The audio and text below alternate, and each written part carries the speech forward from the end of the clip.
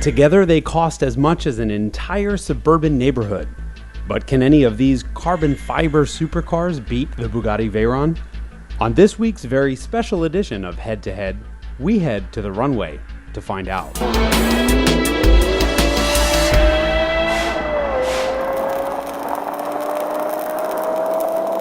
This is not your father's episode of Head to Head. Why?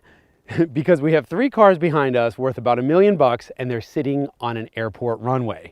The problem is we just couldn't pick which two of those cars we like better. You get $1 million worth of supercar, you get a runway, and you have no security to kick you out.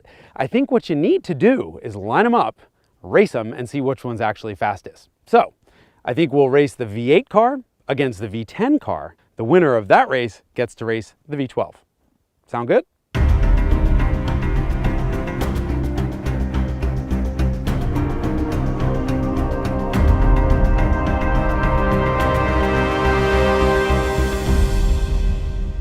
In the silver corner, we have the McLaren MP4 12C. Weird name, wickedly fast car. 3.8 liter V8 with 2 turbos strapped on the back. In the yellow corner, Lexus LFA. It's a 4.8 liter V10 with no turbos, so it makes 50 horsepower less, but it's still a really fast car. They're both rear-wheel drive, but the McLaren is mid-engine, so it's got more weight on the back, which means faster getaway. Which one's faster through a quarter? Let's find out.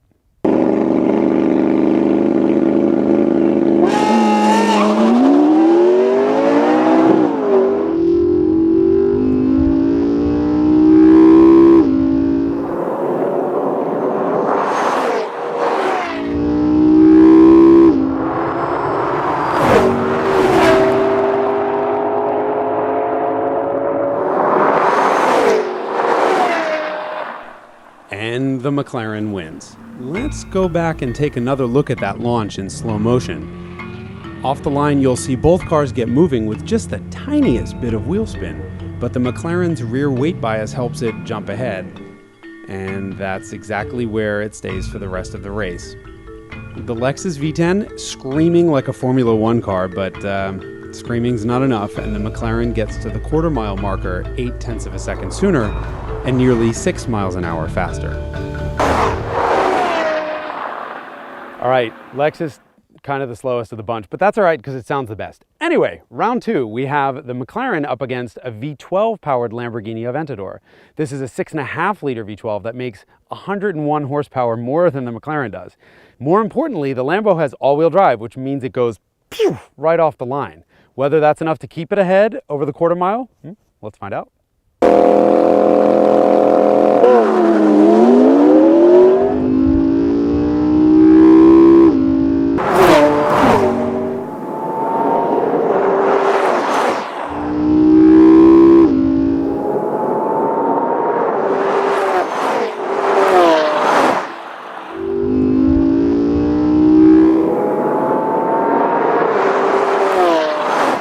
Wait, what? Over so soon? All right, let's watch it again in slow-mo. The McLaren gets a jump off the line because, well, I was driving and I cheat, but cheating is no match for four-wheel drive launch, and the Aventador's is the most violent in the entire business. Thanks to its single-clutch automated manual, the shifts are just as painful. If you ever want to make your passenger cry, you put them in a Lambo. Luckily, it's all over in just 10.6 seconds, with the Lambo coming through the quarter-mile mark at 133.9 miles an hour. But does that mean the Lamborghini Aventador is the fastest carbon fiber supercar in the world? No.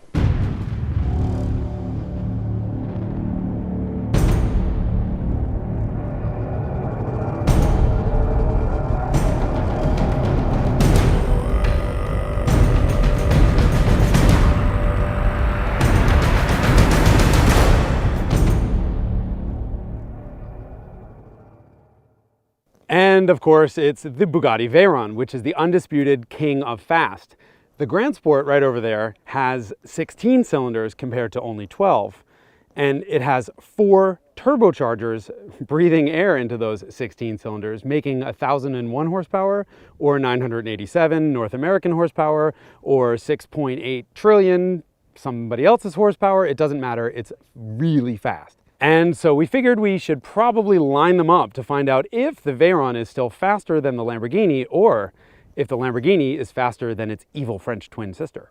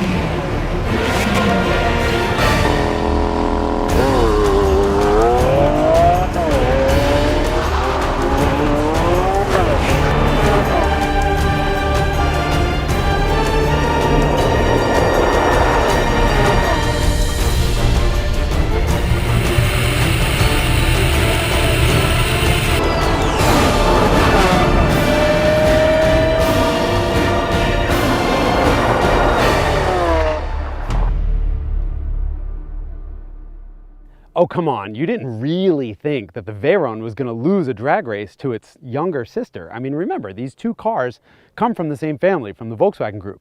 And let's be honest, what happens after the quarter-mile mark is what really counts. The Veyron keeps going to 253 miles an hour versus the Lamborghini's 217. The Bugatti is still speed king, but I think the important takeaway here is that is one fast Lamborghini.